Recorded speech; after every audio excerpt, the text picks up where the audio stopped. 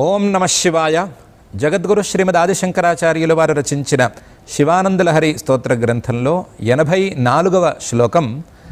శివ తవ పరిచర్యా సన్నిధానాయ గౌర్యా భవ మమ గుణధుర్యాం బుద్ధికన్యాం ప్రదాస్యే సకల భువన బంధో సచ్చిదానంద సింధో సదయ హృదయ గేహే సర్వదా సంవసత్వం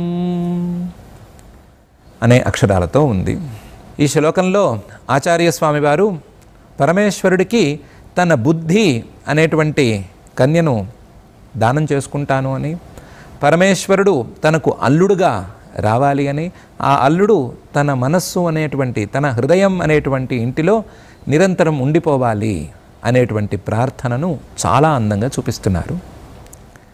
ఇలా అంటున్నారు, శివ ప్రతి ప్రాణికి మంగళాన్ని సాధించేటువంటి స్వభావం ఉన్నటువంటి వాడా, తవ పరిచర్యా సన్నిధానాయ, నీ యొక్క పరిచర్యా సన్నిధానాయ, పరిచర్య పూజ సపర్య మొదలైనటువంటి ఉపచారాలు చేయటం కోసం పార్వతీ అమ్మవారితో కలిపే నీ యొక్క పరిచర్యా సన్నిధానాయ భవ, ఈ సమస్త జగత్తుకి సృష్టికి కారణమైనటువంటి ఓ పరమేశ్వరుడా, మమ గుణధుర్యాం బుద్ధికన్యాం ప్రదాస్యే, మమ నా యొక్క గుణధుర్యాం సద్గుణములు కలిగినటువంటి గుణాల దారిలో శ్రేష్టమైనటువంటి బుద్ధి కన్యాం, బుద్ధి అని పిలువబడేటువంటి కన్యను ప్రదాస్యే ఇవ్వబోతాను, ఇవ్వాలని అనుకుంటున్నాను.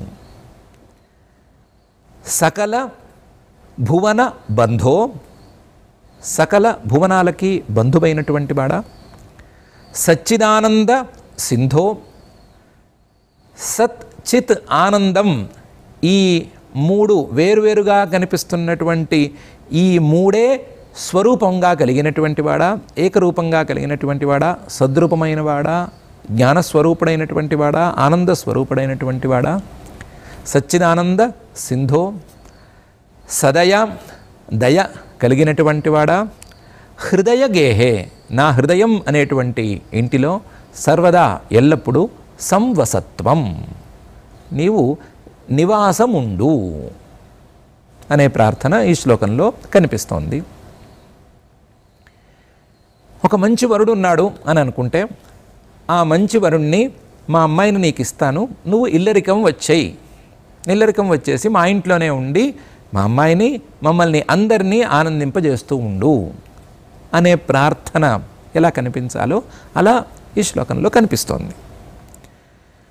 ఆ ప్రార్థనలో వరుడిలో ఉండేటువంటి గుణాలు కనిపిస్తాయి, వధువులో ఉండేటువంటి గుణాలు కూడా కనిపిస్తాయి. మా అమ్మాయి చాలా మంచిది, నువ్వు కూడా చాలా గొప్పవాడివి, మంచి కన్యను నీకు దానం చేస్తాను, నువ్వు మా ఇంట్లో ఉంటే మేము సుఖంగా ఉంటాము, నువ్వు కూడా సుఖంగా ఉండు, మా అమ్మాయిని సుఖపెట్టు, మమ్మల్ని కూడా సుఖపెట్టు అని అడిగినట్లు ఉంటుంది. దాని తీరులో చూసుకుంటే, నీ పరిచర్యా సన్నిధానాయ, నీకు ఉపచారాలు చేయటం కోసం, భవ నీవు సంతానోత్పత్తికి సమర్థుడమైన వాడివి కాబట్టి, మమ గుణధుర్యాం మంచి గుణాలు కలిగినటువంటి నా కన్యను నీకు ఇస్తున్నాను, నా కన్యను నీకు ఇద్దామని అనుకుంటున్నాను. సకల భువన బంధో, ఎవరితోనూ విరోధం లేదు నీకు, అందరితోనూ నీకు స్నేహము బాంధవ్యము ఇవే ఉన్నాయి తప్ప ఎవరితోనూ విరోధం లేదు, మంచివాడివి నువ్వు. అలాగే సచ్చిదానంద సింధో, నీలో సత్వం మంచి పరాక్రమం ఉంది, లేదా సత్వం మంచి స్వభావం నీకుంది, చిత్ జ్ఞానం నీకుంది, ఆనందం ఎప్పుడూ చక్కగా చిరునవ్వు నవ్వుతూ అందంగా ఉంటావు నువ్వు, సదయ అందరి మీద నీకు దయే ఉంది, మంచి భావమే ఉంటుంది. ఇలాంటి వాడివి నువ్వు ఈ పెళ్లి చేసుకుని మా అమ్మాయిని తీసుకుని ఎటో వెళ్ళిపోకుండా ఇల్లరికం ఉండి నా ఇంట్లోనే ఉన్నట్లయితే నేను, నువ్వు, నా పిల్ల అందరం కూడా సుఖపడతాము అని భావన ఈ ప్రార్థన సబబుగానే ఉంది కదా. ఇట్లాంటి ప్రార్థననే ఆచార్యస్వామి వారు పరమేశ్వరుడికి చేసి చూపిస్తున్నారు అందంగా. ఇలా పరమేశ్వరుడి దగ్గర ఇంకొక విశేషం ఉంది. ఆల్రెడీ ఈయనకి ఒక వివాహం అయిపోయింది, పార్వతీ అమ్మవారు ఉండనే ఉంది కాబట్టి, గౌర్యా సహా నీవు భార్యతో సహా రా, గౌర్యా సహా పార్వతీ అమ్మవారితో సహా పరిచర్యా సన్నిధానాయ నీకు ఉపచారాలు చేయటం కోసం ఒక కన్యను నేను ఇస్తాను. నీవు శివుడివి, మంగళకరుడివి కాబట్టి, పార్వతీ అమ్మవారితో కలిసి ఉండేటువంటి నీ రూపం మంగళకరమైనటువంటి రూపం కాబట్టి, ఇటువంటి మంగళకరమైనటువంటి రూపానికి పరిచర్యలు, ఉపచారాలు చేయటం కోసం నేను నా బుద్ధి కన్యను నీకు ఇవ్వగోరుతున్నాను. భవ, నీవు ఈ సృష్టినే చేసిన వాడివి, ఈ ప్రపంచోత్పత్తికి కారణమైనటువంటి వాడివి నువ్వు కాబట్టి, ఈ ప్రపంచోత్పత్తికి కారణమైనటువంటి నీ యొక్క సృష్టిలో నా బుద్ధిని నీకు దానం చేస్తాను. భవ మమ గుణధుర్యాం బుద్ధి కన్యాం ప్రదాస్యే. ఈ బుద్ధికి నేను కష్టపడి కాస్తంత మంచి గుణాలను అలవరిచాను, మంచి గుణాలను అలవాటు చేశాను. నీవు సచ్చిదానంద సింధుడివి. సచ్చిదానంద సింధువి అంటే 3 కాలాలలోనూ సమానంగా ఉండేటువంటి ఆనందం. ఆ ఆనందానికి సముద్రం లాంటి వాడివి నువ్వు. ఆ ఆనందం తెలుస్తోందో తెలియట్లేదో అనే పరిస్థితిలో ఏమీ లేదు.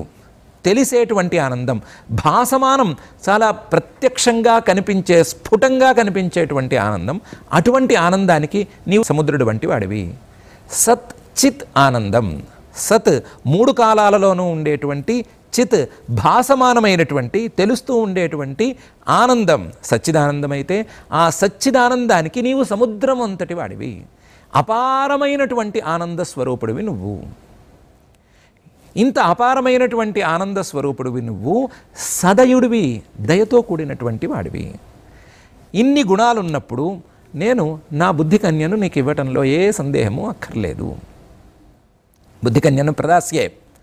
నువ్వేం చేస్తావంటే హృదయగేహే సర్వదా సంవస. నా యొక్క హృదయం అనేటువంటి ఇంటిలో నిరంతరం నివాసం ఉండు. నువ్వు గనక నా హృదయ దేశంలో నివాసం ఉండి, ఆ నివాసానికి ముందు నా బుద్ధి కన్యను తీసుకుని, ఆ బుద్ధి కన్యతో నీకు అమ్మవారికి ఇద్దరికీ పరిచర్యలు చేయించుకుంటూ నా ఇంట్లోనే ఇల్లరికం ఉండే మాట అయితే నాకు ఆనందానికి లోటు ఉండదు. అలాంటి ఆనందానికి లోటు ఉండనటువంటి స్థితిని నీవు ప్రసాదించు అని అందంగా అల్లుళ్ళ దగ్గరికి వెళ్ళి మా అమ్మాయిని పెళ్లి చేసుకో అని కోరవలసినటువంటి విధానంలో శ్రీ స్వామివారు మనకు కోరి చూపిస్తున్నారు. మనం పరమేశ్వరుణ్ణి ఏ విధంగా ప్రార్థన చేయాలి అని చూపిస్తున్నారు. శ్లోకం కాబట్టి అందంగా చెప్తున్నారు. భావాన్ని కూడా, అందమైనటువంటి భావాన్ని తీసుకొచ్చి చూపిస్తున్నారు. కానీ లోపల శాస్త్రీయమైనటువంటి విషయాలను ఎన్నిటినో గుప్పించి ఉంచారు. అందులో మొదటి శాస్త్రీయమైనటువంటి విషయం గుణధుర్యాం బుద్ధి కన్యాం అనేటువంటిది. గుణధుర్యా బుద్ధి కన్య. బుద్ధికి గనక సద్గుణాలను అలవాటు చేసినట్లయితే, బుద్ధిలో ఉండేటువంటి మాలిన్యాలను, రాగద్వేషాది మాలిన్యాలను తొలగించుకోవటానికి కొంత ప్రయత్నం చేసినట్లయితే, బుద్ధి గనక యోగ్యంగా మారినట్లయితే అది పరమేశ్వర సంపర్కానికి నోచుకుంటుంది. బుద్ధిలో ఉండేటువంటి దోషాలను తొలగించకుండా, మాలిన్యాలను పోగొట్టకుండా, బుద్ధిని గుణధుర్యగా మార్చుకోకుండా ఏ ప్రయత్నం చేసినా పెద్దగా ఫలించదు. బాగా ప్రస్ఫుటంగా ఫలించాలి అంటే మాత్రం బుద్ధిలో ఉండేటువంటి దోషాలను పోగొట్టాలి. ఇది ఒక శాస్త్రీయమైన అంశమైతే, సకల భువన బంధో అనేటువంటిది ఇంకా శాస్త్రీయమైనటువంటి అంశం. పరమేశ్వరుడికి ఒకడు తనవాడు, ఒకడు పరాయివాడు అనే భావన లేదు. ఎందుకంటే ఆయన శివుడు, భవుడు. శివుడు మంగళస్వరూపుడు, అందరికీ మంగళాలనే అందించేటువంటి వాడు, స్వపర భేదం లేకుండా మంగళాలను అందించేటువంటి వాడు. భవుడు ఈ జగత్ సృష్టికి కారణమైనటువంటి వాడు. జగత్ సృష్టికర్తకు తన పరాయి అనే రెండు ఉండవు కదా. కాబట్టి ఈయన సకల భువన బంధువు. ఎందుకంటే సకల భువన సృష్టికర్త, సకల భువనాలను సృష్టి చేసిన వాడు, సృష్టి చేసినటువంటి సకల భువనాలకు శివాన్ని, మంగళాన్ని ప్రసాదించేటువంటి వాడు అనేటువంటిది మరొక శాస్త్రీయమైన అంశం. దానితో పాటుగా సచ్చిదానంద సింధు, ఇది ఇంకా ప్రధానమైనటువంటి అంశం. పరమేశ్వర స్వరూపమైనటువంటి ఆనందం 3 కాలాలలోనూ ఉంటుంది. ఆ ఆనందం ప్రస్ఫుటంగా భాసిస్తూ ఉంటుంది. ఉందా లేదా అనే సందేహానికి ఆస్కారమే ఉండదు. అటువంటి ఆనందానికి సముద్రమంతటి వాడు, అపారమైనటువంటి ఆనంద స్వరూపుడు పరమేశ్వరుడు అనేటువంటిది మరొక శాస్త్రీయమైనటువంటి అంశం. ఇంకా శాస్త్రీయమైనటువంటి అంశం హృదయగేహే సర్వదా సంవస అనేటువంటి అంశం. ఇంత సకల భువన బంధువు భవుడు, మొత్తం ఈ సృష్టి మొత్తానికి సృష్టికర్త, ఇటువంటి వాడు, సృష్టి అంతా వ్యాపించి ఉన్నటువంటి వాడు. చెట్టు, ఈ సంసారం అనేది ఒక చెట్టు లాంటిది అయితే ఆ చెట్టు మొత్తం ఉన్నది ఈ పరమేశ్వరుడే, మూలం పరమేశ్వరుడే, ఆ చెట్టుకి, సంసార వృక్షానికి బీజము పరమేశ్వరుడే, మొత్తం పరమేశ్వరమయమే అయినప్పుడు ఈ పరమేశ్వరుడిని ఎక్కడ చూడాలి, పరమేశ్వరుడిని ఎక్కడ పట్టుకోవాలి, దేనితో పట్టుకోవాలి అనంటే, పరమేశ్వరుడు వాస్తవానికి సృష్టి అంతా వ్యాపించి ఉన్నప్పటికీ సృష్టిలో వేరువేరు చోట్ల పరమేశ్వరుణ్ణి పట్టుకోవటం కొంచెం కష్టం. పరమేశ్వరుణ్ణి హృదయస్థానంలో పట్టుకోవాలి. పరమేశ్వరుణ్ణి హృదయస్థానంలో బుద్ధితో కలిపి పట్టుకోవాలి. బుద్ధితో కలిపి పట్టుకున్నప్పుడు మాత్రమే పరమేశ్వరుడు సులభగ్రాహ్యుడవుతాడు అనే అంశం ఉంది. ఆ అంశాన్ని హృదయ గేహే సర్వదా సంవస అని చూపిస్తున్నారు. హృదయం అనేది బుద్ధికి ప్రధానమైన స్థానం. హృదయం అనేది జీవుడికి నివాస స్థానం. హృదయం అనేది జీవుడి యొక్క స్వరూపమైనటువంటి, వాస్తవ రూపమైనటువంటి పరమాత్మ యొక్క, పరమేశ్వరుడి యొక్క నివాస స్థానం. ఆ నివాస స్థానంలో పరమేశ్వరుడు నిరంతరం ఉంటున్నప్పటికీ పరమేశ్వరుణ్ణి, బుద్ధిని విడదీసి మనం ఉన్నాము. పరమేశ్వరుడి జోలికి ఒకే ఇంట్లో, ఒకే హృదయంలో ఒకవైపు పరమేశ్వరుడు, ఒకవైపు బుద్ధి, ఈ రెండూ ఉన్నప్పటికీ, ఇద్దరూ ఉన్నప్పటికీ బుద్ధిని పరమేశ్వరుడి వైపుకు వెళ్ళనివ్వటం లేదు. వెళ్ళనివ్వకపోవటం వలన హృదయంలోనే ఉండేటువంటి, హృదయంలోనే చక్కగా ప్రకాశించగలిగిన స్థాయిలో ఉండేటువంటి పరమేశ్వరుడు కనిపించటం లేదు. కనిపించడం లేదు కాబట్టి పరమేశ్వరుడే లేడు అనే పరిస్థితికి వచ్చేసాము. పరమేశ్వరుడు హృదయంలోనూ లేడు, బయట ఎక్కడా లేనే లేడు. హృదయంలోనే లేనివాడు బయట ఎక్కడుంటాడు అని, ఎక్కడ పరమేశ్వరుడే లేడు అనే పరిస్థితికి ప్రాక్టికల్గా అందరూ వచ్చేశారు. ఇలాంటి పరిస్థితిని దాటాలి అంటే పరమేశ్వరుణ్ణి, బుద్ధిని కలపాలి. ఆ కలపటం అనేది ఈ హృదయ దేశంలోనే జరగాలి. ఆ హృదయ దేశం పరమేశ్వరుడు, బుద్ధి ఒకే స్థానంలో ఉండేటువంటి ప్రదేశం, పరమేశ్వరుడికి బుద్ధికి ఆశ్రయమైనటువంటి ఈ ప్రదేశం, ఆ హృదయంలోనే ఈ పని జరగాలి అనేటువంటి శాస్త్రీయమైనటువంటి అంశాన్ని కూడా ఆచార్యస్వామి వారు ఇక్కడ చూపిస్తున్నారు. అప్పుడే పరమేశ్వరుడు నివాసం ఉన్నట్లు. బుద్ధితో పరమేశ్వరుని గుర్తిస్తే పరమేశ్వరుడు హృదయంలో నివాసం ఉన్నట్లు అనేటువంటి అంశాన్ని చెప్తున్నారు. దీన్నే ఛాందోగ్యోపనిషత్తు మరొక దారిలో సవా ఏష ఆత్మా హృది తస్య ఏతదేవ నిరుక్తం హృద్యయమితి తస్మాద్ధృదయమితి అని చెప్పింది. అసలు హృదయం అనేటువంటి పదం ఎలా పుట్టుకొచ్చింది అంటే, హృది అయం అనే వ్యుత్పత్తితో పుట్టుకొచ్చింది. హృదయం అని మనం అనుకునేటువంటి శరీర భాగంలో సవా ఏష ఆత్మా హృది, ఆ ఆత్మస్వరూపం నిలిచి ఉంది. ఆ పరమేశ్వరుడు తన యొక్క స్వస్వరూపంతో అదే హృదయంలో ఉన్నాడు, ఆ స్థానంలో ఉన్నాడు. కాబట్టి హృది అయం అని చెప్పవలసి ఉండగా హృదయం అని చెప్తున్నాము. తస్య ఏతదేవ నిరుక్తం హృద్యయమితి తస్మాద్ధృదయమితి. ఆకాశంలో బాగా ధగద్ధగాయమానంగా ప్రకాశించేటువంటి సూర్యుడు తన కిరణాలతో మొత్తం తనకి అందుబాటులో ఉండేటువంటి ప్రదేశాన్నంతటినీ వ్యాపించి ఉన్నప్పటికీ ఆ సూర్య కిరణాలని మనం మామూలుగా చూడలేము. ఆ సూర్యకిరణాలకు ఏదో ఒక ప్రతిబింబం అనేది ఏర్పడినప్పుడు మాత్రమే మనం చూడగలము.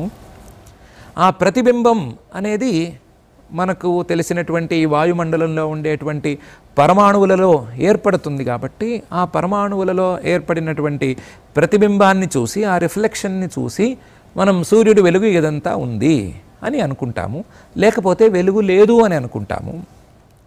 లేదా అద్దం లాంటి వస్తువుని, రిఫ్లెక్షన్ బాగా ఉండేటువంటి వస్తువును గనక ఉంచుకున్నట్లయితే అందులో ఉండేటువంటి రిఫ్లెక్షన్ని చూసి ఆహా సూర్యప్రకాశం ఎక్కడ పడితే అక్కడ ఉంది అని అనుకుంటాము. ఆ రిఫ్లెక్షన్కి వీలుగా ఉండేటువంటి అద్దం లాంటి పదార్థం ఈ హృదయం. ఆ హృదయంలో ఆత్మ ప్రతిబింబం చాలా చక్కగా చక్కగా కలుగుతుంది. కలిగినటువంటి ప్రతిబింబం చాలా చక్కగా తెలుస్తుంది. కాబట్టి ఆ ప్రతిబింబం తెలియటానికి ఆత్మస్వరూపం యొక్క, పరమేశ్వరుడి యొక్క వాస్తవతత్వం యొక్క ప్రతిబింబం స్పష్టంగా తెలియటానికి బుద్ధికి పరమేశ్వరుడికి ఒక సంపర్కాన్ని కష్టం మీద ఏర్పరచాలి. బుద్ధికి అతీతమైనటువంటి పరమేశ్వరుణ్ణి బుద్ధితో చూసేందుకు ప్రయత్నాన్ని ప్రారంభించుకోవాలి అనేటువంటి శాస్త్రీయమైన అంశాన్ని ఆచార్యస్వామి వారు ఈ శ్లోకంలో ఇక్కడ ఉంచుతూ హృదయగేహే సర్వదా సంవసత్వం అని అంటున్నారు. ఇవన్నీ శాస్త్రీయంగా బాగా డెప్త్ ఉండేటువంటి పాయింట్స్ అని అనుకుంటే, మామగారు ఆయనకు కూతురు, ఆ కూతురిని పెళ్లి చేసుకోమని ప్రార్థించటం, ఈ మూడే గనక మనం ప్రధానంగా తీసుకుంటే దానికి ఉదాహరణగా హిమాలయాన్ని తీసుకోవచ్చు. హిమాలయుడు కూడా తపస్సు చేసి తన కన్యను పరమేశ్వరుడికి దానం చేసేటువంటి యోగ్యతను సాధించాడు అని బ్రహ్మపురాణం మనకు తెలియచేస్తోంది. హిమాలయుడు ఒకరోజు తన దగ్గరికి కశ్యప మహర్షి గారు వస్తే, కశ్యప మహర్షి గారితో మాటామంతి జరుగుతున్నప్పుడు, అయ్యా నేను ఉద్ధరింపబడటానికి ఏమైనా సాధనం ఉంటే చెప్పండి అని అడిగాడు. కశ్యప మహర్షి గారు జరగవలసిందేదో తెలిసిన వారు ఆయన, అందుకని ఆయన వింత ప్రపోజల్ పెట్టాడు. ఆయన ఏమన్నాడంటే, ఏమయ్యా, మనిషిగా పుట్టినవాడు లేదా ఏదో ఒక శరీరాన్ని ధరించిన వాడు ఎవడైనా సరే సంతానం కోసం ప్రయత్నం చేయాలి. అందులోనూ వివాహం అయిన వాళ్ళు సంతానం కోసం తప్పనిసరిగా ప్రయత్నం చేయాలి. ప్రయత్నం వరకే అది.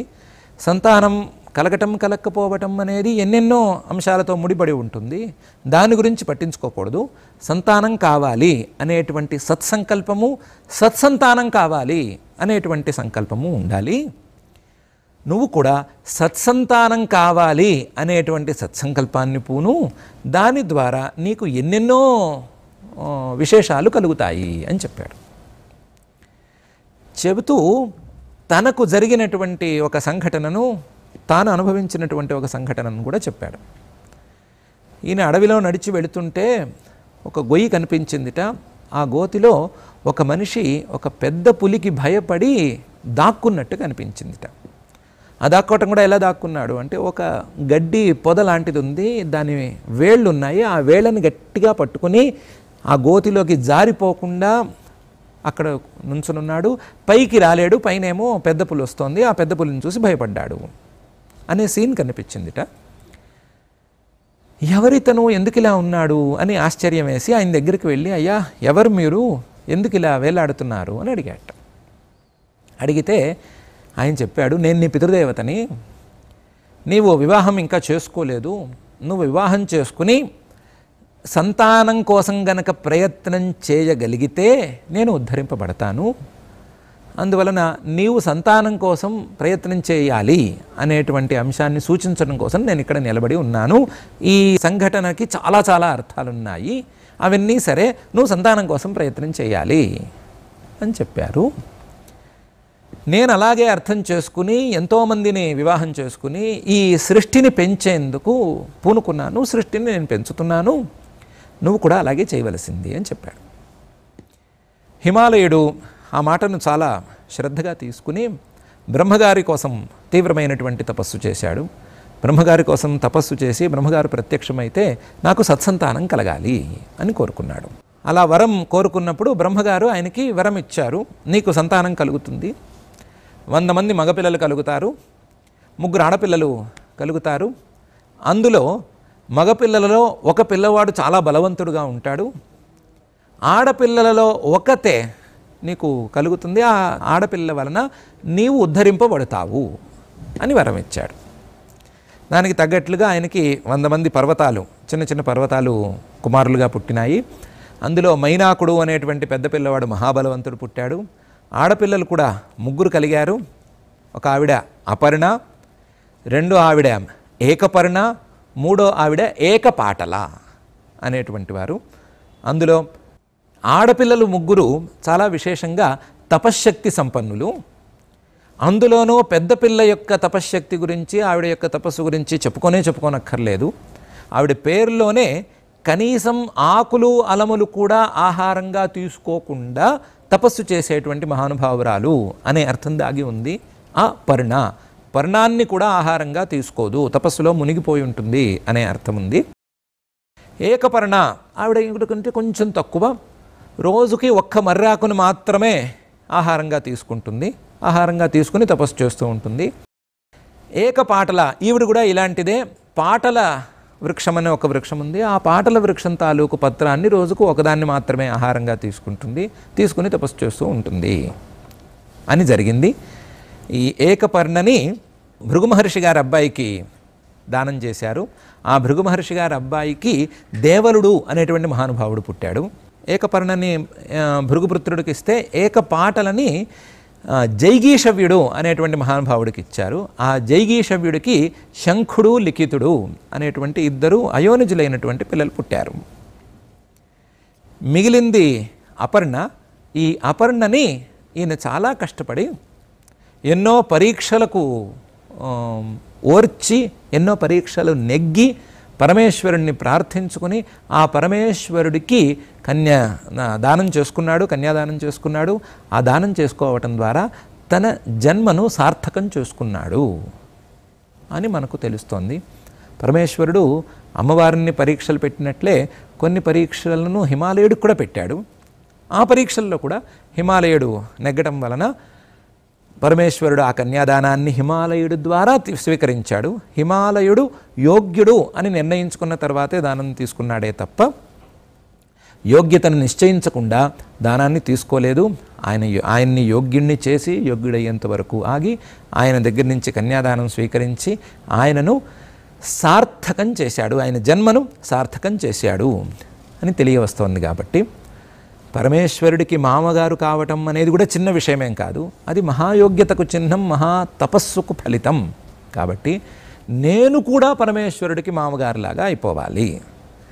పరమేశ్వరుడికి ఆల్రెడీ ఒక భార్య ఉంది కాబట్టి ఆ భార్యతో సహా సేవలు చేయడానికి వీలుగా నా బుద్ధి అనేటువంటి కన్యనివ్వాలి. ఆ బుద్ధికి నేను సద్గుణాలను అలవరచాలి. సద్గుణాలను కలిగినటువంటి ఆ బుద్ధి కన్యను శివుడికి, భవుడికి, సకల భువన బంధువుకి, సచ్చిదానంద సింధువుకి, సదయుడికి, ఆ పరమేశ్వరుడికి గనక నేను దానం చేసుకున్నట్లయితే, ఆయన్ని నేను సదయుడు కాబట్టే మా ఇంట్లోనే ఇల్లరికం ఉండిపో అని ప్రార్థన చేసుకున్నట్లయితే, ఆయన మా ఇంట్లో, నా హృదయం అనేటువంటి ఇంట్లో ఇల్లరికం ఉండే మాట అయితే, నిరంతరం ఇక్కడే నివసించే మాట అయితే, నేను తిరిగి చూసుకోనక్కర్లేదు అనేటువంటి భావం కలిగేటట్లుగా కూడా, అందంగా ఈ భావం కలిగేటట్లుగా కూడా ఆచార్యస్వామి వారు ఈ శ్లోకాన్ని రచించి చూపిస్తున్నారు. దీని ద్వారా నా బుద్ధిని నా హృదయంలోనే కొలువై ఉండేటువంటి నీ యొక్క స్వరూపంతో కలపటానికి ప్రయత్నం చేస్తాను. ఆ ప్రయత్నాన్ని సఫలం చేసి నాకు నీవు సాక్షాత్కారాన్ని దయచేసి నన్ను ఆనంద సముద్రంలో ఓలలాడించు అనేటువంటి ప్రార్థనను, ఉత్తమమైనటువంటి ప్రార్థనను ఆచార్యస్వామి వారు చూపిస్తున్నారు. మనం ఇలాంటి ఉత్తమమైనటువంటి ప్రార్థనను తప్పనిసరిగా చేయాలి. మంచి అల్లుడికి కన్యాదానం చేసుకుని ఆ కన్యాదానం పుచ్చుకున్నటువంటి అల్లుడు ఇంట్లో మంచిగా స్నేహంగా ఉంటే ఎంత ఆనందం కలుగుతుందో అంతకు కోట్ల రెట్లు ఆనందాన్ని, శాశ్వత ఆనందాన్ని మనం కూడా పొందాలి. మనం కూడా అటువంటి దారిలో నడవాలి అని నిర్ణయించుకుందాం. ఓం నమః.